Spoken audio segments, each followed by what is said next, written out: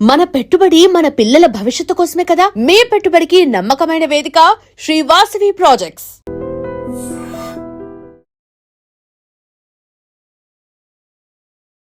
Welcome to iDream. నేను ఉదయశ్రీ. బ్రెయిన్లో tumours ఎందుకు అవుతాయి, ఎవరికి అవుతాయి, ఈ ట్యూమర్స్లో ఎన్ని రకాలున్నాయి, ట్యూమర్స్ అయితే వాటికి అన్నిటికీ సర్జరీయే లాస్ట్ ఆప్షనా? సో మరి ట్యూమర్స్కి సంబంధించి, ఆ ట్యూమర్స్లోని రకాలకు సంబంధించి అండ్ ట్రీట్మెంట్లో వచ్చిన లేటెస్ట్ టెక్నిక్స్కి సంబంధించి మనకు తెలియజేయడానికి డాక్టర్ లక్ష్మీనాథ్ శివరాజు గారు ఉన్నారు, కేర్ హాస్పిటల్ నుంచి సీనియర్ కన్సల్టెంట్ న్యూరో సర్జన్. మాట్లాడదాం. నమస్తే అండి, welcome to studio. Thank you very much. Yeah sir. So మీ ఎక్స్పీరియన్స్లో ఎన్నో సర్జరీలు చేస్తుంటారు ఈ ట్యూమర్స్కి సంబంధించి.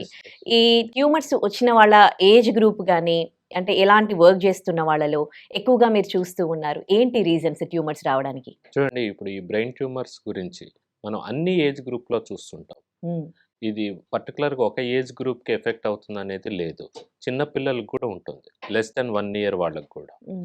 దాన్ని paediatric group, paediatric neuro oncology మనం డీల్ చేస్తూ ఉంటాం. పీడియాట్రిక్లో వచ్చే బ్రెయిన్ ట్యూమర్స్, కొన్ని అడల్ట్లో వచ్చే బ్రెయిన్ ట్యూమర్స్, కొన్ని మనం మెటాస్టాటిస్ ట్యూమర్స్ అని, లేదంటే హైగ్రేడ్ ట్యూమర్స్ అని అంటాం. అవి కొన్ని సందర్భాల్లో మనం 4th decade 5th decade అయిన వాళ్ళకి ఎక్కువగా చూస్తూ ఉంటాం. సో ఈ బ్రెయిన్ ట్యూమర్స్ అనేది ఇన్ జనరల్గా it affects all the age group of people, irrespective of our occupation, irrespect of any risk factor. Only ఈ బ్రెయిన్ ట్యూమర్స్లో మేబీ ఒక 5% 10% కొన్ని ఫ్యామిలీ పరంగా జెనెటిక్గా, అంటే మన పూర్వీకులకు వచ్చింది, మన ఇదివరకు ఉన్న జనరేషన్స్కి వచ్చింది, ఆ తర్వాత మనకి వచ్చింది అనేది మనం 5 to 10% వాళ్ళకి చూస్తాము. ఈ మిగతా 80 to 90% వాళ్ళకి స్పొరాడిక్, అంటే ఎవరికైనా ఎఫెక్ట్ అయ్యే అవకాశం ఉంది. ఇంకా ఎందుకు పర్టికులర్ ఆ 80 to 90% వాళ్ళకి పర్టికులర్గా దేని వల్ల వస్తుంది అంటే మేబీ సమ్ రేడియేషన్ అని, లేదంటే ఏదన్నా సెల్ ఫోన్, ఇంకా ఇవన్నీ కూడా ఇంకా రీసెర్చ్, ఇంకా అంటే మేబీ కాజ్గా ఉండొచ్చు అనేది మనకి కన్ఫర్మ్ గా ఇంకా రీజన్ అయితే మనకి తెలియదు. ఓకే. సో ఎన్ని రకాల ట్యూమర్స్ ఉంటాయండి? ఎక్కువగా ఎలాంటి బ్రెయిన్ ట్యూమర్స్ అవుతూ ఉన్నాయి? గ్రాస్లీ చెప్పాలంటే బినైన్ ట్యూమర్ అంటాం, మ్యాలిగ్నెంట్ ట్యూమర్ అంటాం. బినైన్ అంటే ఏంటంటే అది ఒక్కసారి మనం దాన్ని ట్రీట్మెంట్ ఇస్తే, సర్జరీ కానీ ఇంకా మెడిసిన్ కానీ ఇస్తే అది మళ్ళా రాకుండా ఉండే అవకాశాలు ఉంటాయి. అది బినైన్ ట్యూమర్స్. మ్యాలిగ్నెంట్ అంటే మ్యాలిగ్నెన్సీ అంటాం. మ్యాలిగ్నెన్సీ అంటే అందులో కూడా 2 రకాలు. ఒకటి ప్రైమరీ బ్రెయిన్ ట్యూమర్, అంటే బ్రెయిన్లో డెవలప్ అయ్యి అది కొంచెం క్యాన్సర్ గడ్డ అంటే దానికి మనము సర్జరీతో పాటు రేడియేషన్, కరెంట్ ట్రీట్మెంట్, కీమోథెరపీ ఇవ్వటం, దాన్ని మనం రెగ్యులర్గా ఫాలో అప్ కావటం, అది మళ్ళా వచ్చే అవకాశాలు ఉంటాయి. దాన్ని primary brain tumour, primary malignant tumour అంట. అలా కాకుండా సెకండరీ ట్యూమర్ మెటాస్టాసిస్ అంటే బాడీలో బయట ఇంకెక్కడైనా ఉంది. కొంతమందికి సిఏ లంగ్ అంటాం, అంటే లంగ్స్లో క్యాన్సర్ ఉంది. ఆడవాళ్ళకి మనం సిఏ బ్రెస్ట్ అంటాం, బ్రెస్ట్లో క్యాన్సర్ ఉంది. అలాంటివి ఏదైనా బ్రెయిన్కి స్ప్రెడ్ అవుతాయా అంటే పూర్తి బాడీలో స్ప్రెడ్ అయినట్టు బ్రెయిన్కి కూడా స్ప్రెడ్ అయితే దాన్ని secondary malignancy in the brain. So వాళ్ళకి సెకండరీగా, అంటే సెకండ్గా బ్రెయిన్కి ఎఫెక్ట్ అయింది అనేది మనం చూస్తాం. ఓకే. అంటే ఏ జబ్బుకైనా గానీ సిమ్టమ్స్ అనేవి ఉంటాయి గదా! మరి ట్యూమర్స్‌కి సిమ్టమ్స్ ముందే కనిపెట్టొచ్చా? సిమ్టమ్స్ అంటే మనం అన్నట్టు ఇది బ్రెయిన్‌లో వస్తుంది కాబట్టి బ్రెయిన్ ఫంక్షన్ అనేది ఎఫెక్ట్ అవుతుంది. అంటే లేదంటే బ్రెయిన్‌లో ప్రెషర్, ఈ తలలో ప్రెషర్ అనేది బిల్డప్ అవుతుంది. సో తలనొప్పి, వాంతులు, కళ్ళకి ఎఫెక్ట్ కావటం, మసకగా కనపడటం, లేదా కళ్ళు రెండుగా కళ్ళకి వస్తువులు కనపడటం, కొంతమందికి ఫిట్స్ రావటం, లేట్ ఆన్సెట్ ఫిట్. ఇప్పుడు మనం ఫిట్స్ అంటే జనరల్గా మనం చిన్న పిల్లలకి చూస్తుంటాం, పిల్లలకి ఫిట్స్ వస్తున్నాయి అనేది మనం జనరల్గా జ్వరాలతోటి పిల్లలకి ఫిట్స్ రావటం చూస్తాం. అట్లా కాకుండా చిన్నప్పుడు ఏం లేకుండా 4th decadeలో 5th decadeలో 6th decadeలో ఎవరికైనా సడన్గా ఫిట్స్ లాగా వచ్చింది, అన్కాన్షియస్ అయ్యారు, స్పృహ కోల్పోయారు, ఇవన్నీ కూడా బ్రెయిన్ ట్యూమర్ లక్షణాలు. ఆ బ్రెయిన్ కూడా ఒక్కొక్క ఏరియాలో ఒక్కొక్క ఫంక్షన్ ఉంటుంది. ఒక్కొక్క ఏరియాలో స్పీచ్, ఒక ఏరియాలో కాళ్ళు చేతులు ఆడటం, ఇవన్నీ ఉంటాయి. కాబట్టి ఎవరికైనా ఇట్లా పెరాలసిస్ లాగా రావటం, లేదంటే స్పీచ్ ఎఫెక్ట్ కావటం, స్పృహ తప్పిపోవటం, ఫిట్స్ రావటం, ఇవన్నీ కూడా ఈ లక్షణాలతోటి బ్రెయిన్ ట్యూమర్ అనేది ప్రెజెంటేషన్ అంటే how it is going to present అనేది సిమ్టమ్ ఎట్లా వస్తుందంటే ఇవన్నీ కూడా రీజన్స్ ఉంటాయి. వీటిని మనము నోటీస్ చేసుకొని అవి రాగానే మనం నోటీస్ చేసి దాన్ని తరోగా ఎవాల్యుయేషన్ అనేది ఇంపార్టెంట్. సార్ ఈ హెడేక్లు అలాగే వామిటింగ్స్ ఇవన్నీ కూడా నార్మల్‌గా ఇప్పుడు చాలా కామన్ అయిపోయాయిగా. అందరికీ వస్తూ ఉంటాయి గదా! సో, డిఫరెన్స్ అనేది తెలీదు గదా! ఒకటండి, ఇప్పుడు ఈరోజు నేను ఒక పేషెంట్ని చూశాను, హ్మ్. హెడేక్ ఉంది. అది ఎప్పటి నుంచి ఉంది ఆమెకి హెడేక్ అంటే టీనేజ్ నుంచి, లేదంటే 15 ఇయర్స్ 16 ఇయర్స్ ఏజ్ గ్రూప్ నుంచి తనకి ఇప్పుడు ఒక 15 ఇయర్స్, ఇప్పుడు 33 ఇయర్స్ 34 ఇయర్స్ అప్పటి వరకు ఉంది. హ్మ్. ఇప్పుడు మీరు అన్నట్టు వాటికి ఏంటంటే కొంత కామన్గా చూసేది టెన్షన్ హెడేక్, మైగ్రేన్ హెడేక్. హ్మ్. ఈ మైగ్రేన్ హెడేక్లో ఒక్కొక్క లక్షణాలు ఉంటుంది. వాళ్ళకి ఫోటోఫోబియా అంటే లైట్ చూస్తే ఇరిటేషన్, లేదంటే ఫోనోఫోబియా ఏదన్నా సౌండ్కి ఇరిటేషన్, హ్మ్. లేదంటే వాళ్ళకి సన్లైట్ ఎక్స్పోజర్, వాళ్ళకి కొన్ని బయట అవును. సన్లైట్కి ఎక్స్పోజర్, లేదంటే కొంతమందికి తల స్నానం చేస్తే. హ్మ్. సో కొన్ని ట్రిగ్గరింగ్ ఫ్యాక్టర్స్ ఉంటాయి. కరెక్ట్. లేదంటే ఎంప్టీ స్టమక్, లేదంటే కొంతమందికి నిద్ర లేకపోవటం. హ్మ్. మీరన్నట్టు ఈ రోజుల్లో ఈ వర్క్ షెడ్యూల్స్ తోటి ఎవరైనా ఐటీ సెక్టర్, లేదంటే వేరే వాళ్ళకి ఏదన్నా కొంచెం వర్క్‌లో డిస్టర్బెన్స్ అయ్యి, లేదంటే నిద్ర లేకపోవటం. ఇలాంటి ఏదైనా ట్రిగ్గరింగ్ ఫ్యాక్టర్స్ ఉంటే మనకి కొంచెం అర్థమవుతుంది. It may not be related to brain tumour. It hmm. May be related to migraine. It may be related to tension headache, vascular headache అంటాం. హ్మ్. సో, మనం ఆ సింప్టమ్స్ గనక మనం అనాలిసిస్ చేస్తే ఆ హ్మ్. హిస్టరీని బట్టి హ్మ్. మనకి కొంతవరకు ఐడియా వస్తుంది. ఓకే. ఈ ట్యూమర్స్‌లో గ్రేడ్స్ ఉంటాయా సార్? అంటే ఏ గ్రేడ్‌లో జనరల్‌గా వాళ్ళకి తేడా అనిపించి హాస్పిటల్‌కి రావడం జరుగుతుంది? కొన్ని రకాల ట్యూమర్స్‌లో మనం గ్రేడ్ అంటే ఏంటంటే మనకి అది పాథాలజీ రిపోర్ట్ అని ఉంటుంది. ఒక గ్లయోమా అని ఉంది. అదొక రకమైన ట్యూమర్. అందులో 4 గ్రేడ్స్ ఉంటాయి. గ్రేడ్ 1, గ్రేడ్ 2, గ్రేడ్ 3, గ్రేడ్ 4 అని. హ్మ్. మెనింజోమా అని ఉంది. మెనింజోమా గ్రేడ్ 3, 1, 2, 3. హ్మ్. Ependymoma grade 2 and grade 3. So, అది పాథాలజీ అంటాం. పాథాలజీ అంటే దాని బిహేవియర్. హ్మ్. కొన్ని బ్రెయిన్ ట్యూమర్స్ అగ్రెసివ్‌గా బిహేవ్ చేస్తాయి. కొన్ని బ్రెయిన్ ట్యూమర్స్ చాలా సైలెంట్‌గా, అంత అగ్రెసివ్‌గా ఉండవు. హ్మ్. సో, ఆ అగ్రెసివ్ నేచర్‌ని బట్టి లోపలుండే మాలిక్యులర్ మార్కర్స్ అంటే మనం ఇప్పుడు యాస్ సైన్స్ ప్రోగ్రెస్ హ్మ్. మనం దాని బయాలజీ, వీటేంటంటే బయాలజీ. ఆ ట్యూమర్ ఎట్లా మీరన్నట్టు ఎట్లా బిహేవ్ చేస్తుంది. ఒక ట్యూమరు చాలా సైలెంట్‌గా ఉంటుంది. కొన్ని ఎన్నో సంవత్సరాలుగా గూడా ఆ ట్యూమర్ అట్లా ఉండొచ్చు హుహు. బ్రెయిన్‌లో. హ్మ్. అది గ్రోత్ గాదు. హుహుహు. కొన్ని రకాల ట్యూమర్స్ చాలా ర్యాపిడ్‌గా గ్రోత్ అవుతాయి. హ్మ్. అంటే మీరన్నట్టు గ్రేడ్ 1, గ్రేడ్ 2, గ్రేడ్ 3 అంటే ఏది తొందరగా గ్రోత్ అవుతుంది, ఏది చాలా అగ్రెసివ్‌గా హ్మ్. పెరుగుతుంది, దేనివల్ల మనకి ప్రాబ్లమ్ ఎక్కువగా వస్తుంది హ్మ్. అనేది మనం ఆపరేషన్ గానీ, ఎంఆర్ఐలో వచ్చిన రిపోర్ట్‌ని బట్టి, లేదంటే ఆపరేషన్ తర్వాత మనం పంపించిన బయాప్సీని బట్టి, మనం ఆ ల్యాబ్‌లో తరోగా స్టడీ చేసి, ఈ పలానా గ్రేడు అని ఇవ్వటం జరుగుతుంది. అంటే జనరల్‌గా పేషెంట్స్ మీ దగ్గరికి ట్యూమర్ ఎంత గ్రో అయ్యాక రావడం జరుగుతుంది అంటున్నా? ఇది గ్రోత్ అంటే అది ఒక సిమ్టమ్‌ని బట్టి ఉంటుందండి. ఓకే. కొంతమంది నెగ్లెక్ట్ అని చెప్పలేను గానీ, కొంతమంది ఈ తలనొప్పి పర్లేదు గదా అనుకున్న వాళ్ళు ఉంటారు. హ్మ్. కొంతమంది ఫిట్స్ వస్తే కొన్ని ఓవర్ లుకింగ్, హ్మ్. పర్లేదులే హ్మ్. అనుకున్నప్పుడు కొన్ని సందర్భాల్లో అది డ్యూరేషన్ అనేది పెరుగుతది. అంటే ఫస్ట్ టైమ్ ఫిట్స్ వచ్చినప్పుడు మీరు ఎంఆర్ఐ చేయించుకుంటే మీరన్నట్టు ఫస్ట్ గ్రేడ్‌లోనే అంటే ఎర్లీ స్టేజ్‌లోనే బయటపడే అవకాశం ఉంటుంది. హ్మ్. అదే మనం ఒక కొంత టైమ్ గ్యాప్ తీసుకొని తగ్గుతుందిలే, పర్లేదులే అనుకోని మనం ఒక 1 ఇయర్, 2 ఇయర్స్, 3 ఇయర్స్ తర్వాత తీసుకుంటే ఆ టయానికల్లా అది గ్రేడ్ 1 నుంచి గ్రేడ్ 3, గ్రేడ్ 1 నుంచి గ్రేడ్ 4 హ్మ్. వచ్చే అవకాశాలుంటాయి.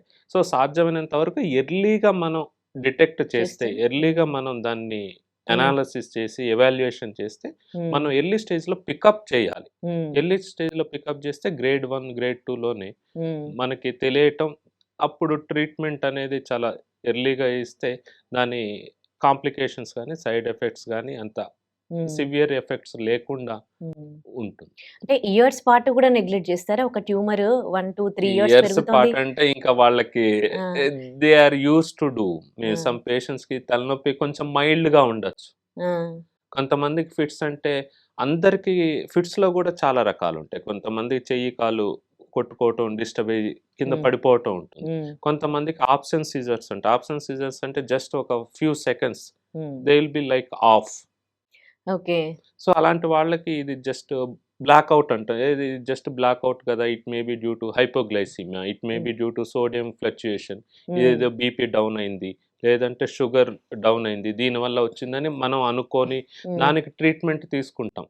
సో, అది ఏదన్నా ఉండొచ్చు. So, we don't know. So, అటువంటప్పుడు ఆ లేట్ ప్రెజెంటేషన్‌లో ఉన్నప్పుడు కొంతవరకు మనకి ఇబ్బందయ్యే అవకాశం ఉంటుంది. ఓకే. ట్యూమర్ అంటే ఏ స్టేజ్ వరకు ఉన్నప్పుడు మెడిసిన్స్‌తో తగ్గించొచ్చు? లేకపోతే ఏ ట్యూమర్ అయినా ఇంకా సర్జరీ చేసి తీసేయాల్సిందేనా? ఇది స్టేజ్ అని ఉండదండి. జనరల్‌గా tumour character, hmm. Size, hmm. Location hmm. ఈ మూడిటిని బట్టి ఉంటుంది. ఈ 3 గూడా మనకి ఇమేజింగ్‌లో now it is the best whatever we have is the MRI for hmm. All kind of brain tumours. Hmm. ఆ బ్రెయిన్ ట్యూమర్ ఎంఆర్ఐని బట్టి మనం కొంత ఈ ఈ రకమైన ట్యూమర్ అని మనకు తెలుస్తుంది. హ్మ్. Size is very small size. హ్మ్. కొన్ని రకాలైన ట్యూమర్స్ ఉన్నాయి. Very small size. అలాంటి వాటిని మనం అబ్జర్వేషన్‌లోనే పెడతాం. ఫాలో అప్‌లో అంటే దానికి ఎలాంటి మెడిసిన్ గాని, సర్జరీ గాని అవసరం లేదు. హుహు. అది ఎందుకంటే కొన్ని క్యావర్నోమా అని ఉంది. హ్మ్. లేదంటే అరకనాయిడ్ సిస్ట్ అని ఉంది. హ్మ్. అవి చాలా చిన్న చిన్న సిస్ట్‌లు లేదంటే బినైన్ ట్యూమర్స్. హ్మ్. వాటికి గ్రోత్ పొటెన్షియల్ అంత ఎక్కువగా ఉండదు. Hmm. So, very small size less than maybe 5 even half centimetre. Hmm. Maybe 3 2 incidentally detected ఉంటాయి. కొన్ని మెనింజోమాస్ కూడా వెరీ స్మాల్ వన్ ఉంటాయి 1 సెంటీమీటర్. హ్మ్. సో, అటువంటప్పుడు స్మాల్ సైజ్ ఉంది. బ్రెయిన్‌లో అంత క్రిటికల్ పొజిషన్‌లో లేదు. దీనివల్ల పెద్దగా ఎఫెక్ట్ లేదు. హ్మ్. అంటే ఈ హ్మ్. పేషెంట్‌కి ఎలాంటి ఇబ్బంది లేదన్నప్పుడు మనం వాళ్ళని ఫాలో అప్ అంటే just maybe follow. Every 2 years, 3 years or hmm. Every year you just do MRI and see how it is హ్మ్.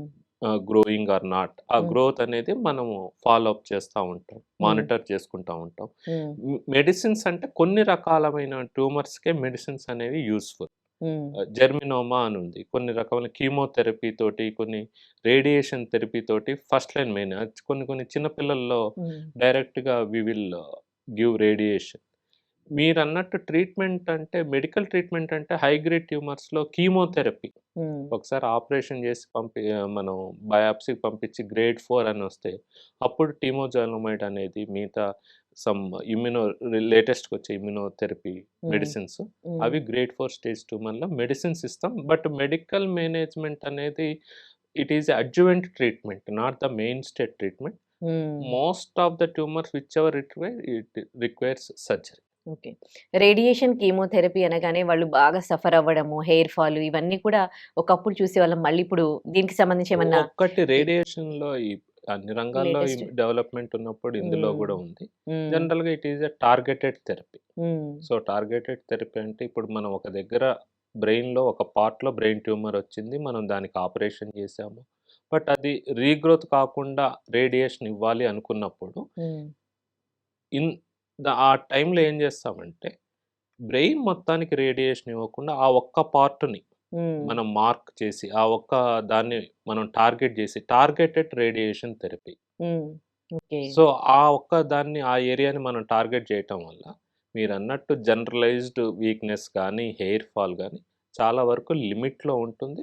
బట్ ఈ హెయిర్ ఫాలు, వీక్‌నెస్ అనేది గూడా ఆ ఒక్క సైకిల్స్ ఆ రేడియేషన్ తీసుకున్న టైంలో తప్ప, ఆ తర్వాత generally they recover and tolerance levels. హ్మ్. మనం ఇదివరకు 10 ఇయర్స్, 15 ఇయర్స్ బ్యాక్ చూసిన దానికన్నా హ్మ్. ఇప్పుడు our patients are getting more tolerant.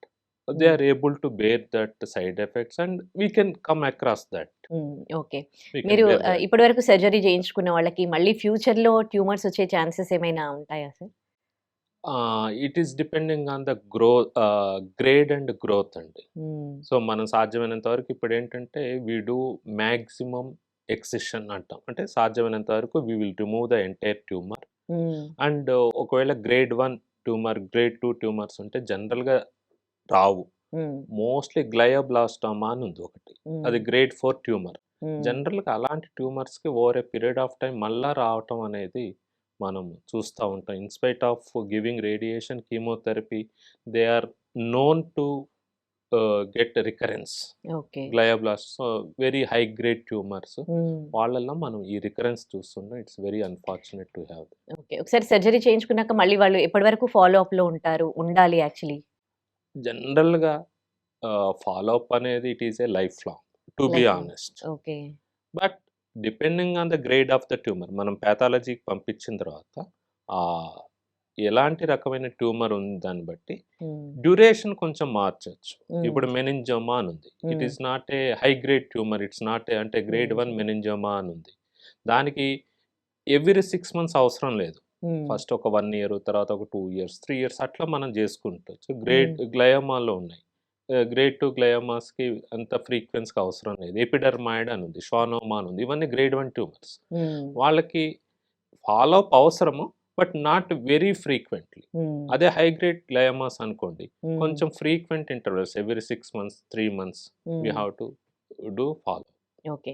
పిల్లల్లో కూడా ట్యూమర్స్ అవుతాయి అని మీరు ఆ! చెప్తున్నారు గదా! మరి వాళ్ళకి ట్రీట్మెంట్ ఇవ్వడము, సర్జరీ చేయడము అనేది హౌ డిఫికల్ట్ ఇట్ ఈస్? ఎందుకంటే వాళ్ళు గ్రో అయ్యే పిల్లలు. చిన్నప్పుడే వాళ్ళకి సర్జరీ లాంటివి, రేడియేషన్‌లు ఇలాంటివి ఏస్తే వాళ్ళకి పెరుగుతూ ఉంటే ఇబ్బందేం గాదా? కొంచెం ఇబ్బందుంటుంది. But yeah! రేడియేషన్ అనేది, సర్జరీ అనేది now we have all the facilities, new development. Hmm. We have neuro monitoring, we use neuro navigation, we use high end microscope. ఇవన్నీ ఏంటంటే మిగతా బ్రెయిన్ అనేది ఫంక్షన్ డ్యామేజ్ గాకుండా హ్మ్. ఓన్లీ మనం సర్జరీ అనేది ఆ పర్టిక్యులర్ ట్యూమర్‌ని మనం టార్గెట్ జేసి, ఆ ట్యూమర్‌ని మనం ఎక్సైజ్ అంటాం. ఆ ఎక్సైజ్ జేసి మిగతా బ్రెయిన్ ఫంక్షన్ ఇబ్బంది గాకుండా మీరన్నట్టు గ్రోయింగ్ ఏజ్‌లో హ్మ్. మిగతా యాక్టివిటీస్ అంటే your concern is mainly about how he is going to develop his speech, hmm. His behaviour, his memory, his cognition. అంటే ఆయన స్టడీస్ ఆ అబ్బాయి గాని, అమ్మాయి గాని, ఆ కిడ్ గాని స్టడీస్‌లో ఏదైనా ఇబ్బందవుతుందా? హ్మ్. మెమరీలో ఏదైనా ఇబ్బందవుతుందా? ఈ ఆడుకోవటం, ఈ సోషల్ హ్మ్. బిహేవియర్ హ్మ్. ఇవన్నీ డెవలప్‌మెంటల్ అంటే ఇవన్నీ కూడా సాధ్యమైనంత వరకు వాటిల్లో ఎఫెక్ట్ గాకుండా మనం సర్జరీ చేయటానికి హ్మ్. ఫర్దర్‌గా ఈ రేడియేషన్ కీమోతో ఒకవేళ కొన్ని రకాల ట్యూమర్స్‌లో మనం రేడియేషన్ ఇవ్వాల్సొస్తుంది పిల్లలకు గూడా. హ్మ్. సో, అక్కడ గూడా ఆ ఇబ్బంది గాకుండా మనం కొన్ని రేడియేషన్ దాన్ని టార్గెట్ చేసుకుంటూ ఓన్లీ పర్టిక్యులర్‌గా ఆ హ్మ్. పార్ట్ వరకే హ్మ్. రేడియేషన్ ఇచ్చి, కొంతవరకు మెడిసిన్స్ గూడా ఉపయోగపడతాయి. కొంచెం మెమరీ డిస్టర్బెన్స్ అవి రాకుండా. కాళ్ళు, హ్మ్. చేతులు కొంచెం మంచి మూవ్‌మెంట్స్ రావటానికి కొన్ని టాబ్లెట్స్ ఇవ్వటం. అట్లా సపోర్టివ్ ట్రీట్మెంట్. హ్మ్. దాంతోటి మనం ఓవరాల్‌గా క్వాలిటీ ఆఫ్ లైఫ్ హ్మ్. అది దెబ్బతినకుండా సాధ్యమైనంత వరకు on par with normal students హ్మ్. అనేది మనము దాన్ని గూడా దృష్టిలో పెట్టుకొని ట్రీట్మెంట్ ఇవ్వటం అనేది జరుగుతుంది. It's a very relevant question. అంటే హ్మ్. ఎవరికైనా, ఎవరి పేరెంట్‌కైనా హ్మ్. మా అబ్బాయి, మా అమ్మాయి అందరితో పాటే ఉండాలి. అందరితో పాటు ఆ క్వాలిటీ హ్మ్. ఆఫ్ లైఫ్ అవును. దెబ్బతినకూడదు అవును. అనేది ఉంటుంది. So, as a doctor, as a neuro surgeon hmm. We think holistically. It is hmm. Not that we operated and హ్మ్.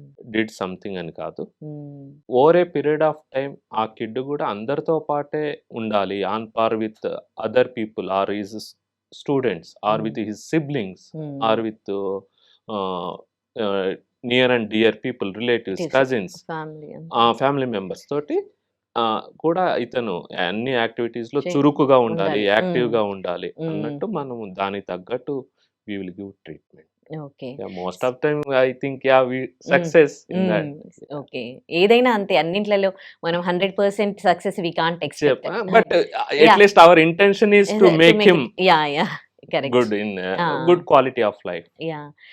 మీరన్నారు ఇప్పటివరకు కూడా ట్యూమర్స్‌కి సంబంధించి ఏంటి కాజెస్ అనేవి మనం ప్రాపర్‌గా చెప్పలేము. చెప్పలేం. యెస్. జెనెటిక్‌గా అయితే 10%, అరౌండ్ 10% 80-90% ఎందుకో మనం చెప్పలేం. చెప్పలేం. And radiation is also one of the causes కదా! అనుకోవటం. ఓకే. కొంతమందికి రేడియేషన్ ఎక్స్‌పోజ్డ్ అయితే హ్మ్. ఉంటుంది. ఈ సెల్ టవర్స్ ఉంటే ఉంటుందనేది వన్ ఆఫ్ ద హ్మ్. అనుకోవటం తప్ప ఓకే. అవును. అజంప్షన్స్ సెల్ అండ్ టవర్స్ ఉంటే ఇట్ ఈస్ దరిదాపుల్లో జస్ట్ ఉంటే like it's assumption. It's nothing like proven thing. Okay. సరే నైట్‌లో పడుకునేటప్పుడు కూడా మొబైల్ కొంచెం తలకి దగ్గర యెస్. యెస్. పెట్టుకోవడము ఇవన్నీ కూడా ఇవన్నీ ఏంటి? Better avoid it. Ah! Better avoid it. Okay. So, రేడియేషన్‌తో అంటే ఎంత వరకు ఉంటుంది ట్యూమర్స్? అంటే బ్రెయిన్‌లో అవునండి. ఏమైనా ఇబ్బందయ్యే ఛాన్స్ ఎలాంటి ఇబ్బందవుతది బ్రెయిన్‌కి? బ్రెయిన్ కంటే it's all not proven hard and fast అట్లా మనకేం ప్రూవెన్ థింగ్స్ కాదు. Hmm. But better to avoid it because hmm. It's going to affects brain functions. హుహుహు. సో కాగ్నిషన్ గానీ, మెమరీ గానీ. హ్మ్. యాహ్! ఈ బ్రెయిన్ ట్యూమర్స్‌కి సంబంధించి ఇప్పుడు ప్రెజెంట్ అందరికీ ఏ మేరకు అవగాహన ఉందండి? ఒకటి లాస్ట్ 10 ఇయర్స్ 15 ఇయర్స్లో there is a huge development happening in like any other field. Even medical ఫీల్డ్లో కూడా చాలా డెవలప్మెంట్ ఉంది. So don't compare 10 years back what happen. That's main thing. మాకు 10 ఏళ్ల క్రితం ఒకళ్ళకి ఇట్లయిందండి, 15 ఏళ్ల క్రితం ఒకళ్ళకి ఇట్లయిందండి. Don't compare it. Every day we are moving forward. So what ever happen 10 years back ఒక కాంప్లికేషన్ అయింది. So it happen that time. Now we have very advanced system. Whatever we use, advanced neuro navigation or neuro monitoring. So సాధ్యమైనంత వరకు ఆ సర్జరీలో కానీ ఆ detecting, even ఎంఆర్ఐలో how we are diagnosing brain tumour, how we are doing operating అనేది it is quite different for 10 years back. So main thing ఆ అపోహం నుంచి బయటపడటం ఒకటి. దాన్ని ఏదో ఇంకా అయిపోయింది ఆపరేషన్, ఇట్లా బ్రెయిన్ ట్యూమర్ వస్తే ఏదో అయిపోయింది, ఇంకా it is the end. It is not the end. It is a temporary halt. Please understand. So it is ఒక stage. somehow we will try, all of us as a doctors, as a neurosurgeons, as a brain tumor specialist, we will try to come over that period in with all aspects. Okay. కొంతమంది ట్యూమర్స్ని identify చేయలేక అదేంటే ప్రాణాల మీదకి తెచ్చుకున్న incidents కూడా ఉంటాయా? ప్రాణాల మీద తీసుకురావడం అంటే కొన్నిసార్లు చూస్తాం లాస్ట్ మూమెంట్లో కోమా స్టేజ్లో వస్తారు. కోమా స్టేజ్కి వెళ్ళిపోతారు ఒకవేళ అదే కోమా స్టేజ్లో వెళ్ళినప్పుడు అప్పుడు తెలుస్తుంది బ్రెయిన్ ట్యూమర్ ఉందని. లేదంటే బ్రెయిన్ ట్యూమర్ చిన్న ట్యూమర్ ఉన్నప్పుడు పట్టించుకోకుండా అది పెరిగి కోమా స్టేజ్లో రావటం జరుగుతుంది. Better those things to avoid in this. అంటే ఈ టైంలో ఇదివరకు అంటే అంత మెడికల్ ఫెసిలిటీస్ కూడా అంత అవైలబుల్ కావు. 25 ఇయర్స్ బ్యాక్ ఎక్కడ ఒక హాస్పిటల్లోనే ఉంటుంది. ఇప్పుడు most of the hospitals, they are equipped to do this kind of brain tumor surgeries, neurosurgeons availability. Better to avail the service and get rid of in the early stage. Early స్టేజ్లోనే దాన్ని tackle చేయటం, దాన్ని fix problem in the early stage, that is better. ఒకవేళ అంటే తెలియక వాళ్ళు coma స్టేజ్లో వస్తే వాళ్ళకి సాధ్యమైనంత వరకు we can save it, but it depending on the his condition or her condition. But సాధ్యమైనంత వరకు we can reverse. Sometimes its are irreversible. Okay. అంటే చెప్పగలరా ట్యూమర్స్ రాకుండా ఎట్లాంటి జాగ్రత్తలు తీసుకోవాలి, ఏం చేస్తే tumours? Whatever general daily life stress కొంచెం స్ట్రెస్ లేకుండా ఉండటం, nutritious diet, antioxidants, taking antioxidants main thing, and definitely sleep, 6 to 8 hours of sleep, and timely diet. Definitely meaning మన quality of life, stress or lack of sleep, lack of regular diet, definitely it's going to affect our body immunity, our system, our brain, and we are getting more prone to have brain tumors. కాబట్టి సాధ్యమైనంత మన చేతుల్లో ఉన్నంత వరకు మనం sleep, stress, diet, everything మనం కంట్రోల్లో ఉంచుకుంటే, ఫాలో అయితే ఈ బ్రెయిన్ ట్యూమర్స్ రాకుండా at least what ever it is possible we can. Right. Thank you so much sir, మాకు ఈ ట్యూమర్స్ గురించి అవగాహన కల్పించినందుకు. Thank you. And for more videos, Please subscribe to iDream. Please subscribe to iDream. Please subscribe iDream. And please subscribe to iDream. For more videos, subscribe to iDream. please like, share and subscribe to the channel. Congratulations, iDream. Subscribe to iDream. Subscribe to iDream. So subscribe to iDream Media. iDream ki iDream team andarki huge congratulations. Please subscribe iDream Media. Please subscribe to iDream. Subscribe iDream. Please subscribe to iDream. iDream అంటే నా కళల ఛానల్ను subscribe చేసుకున్న నోరు తిరుగుతలేదు, మీరైతే గంట గుర్తు కొట్టండి. For more such videos, please subscribe to iDream. Subscribe to iDream. Please subscribe to iDream. Please subscribe iDream Media. Please do subscribe to iDream. Please subscribe to iDream Media. For best entertainment and information, please subscribe iDream. And don't forget to subscribe to iDream.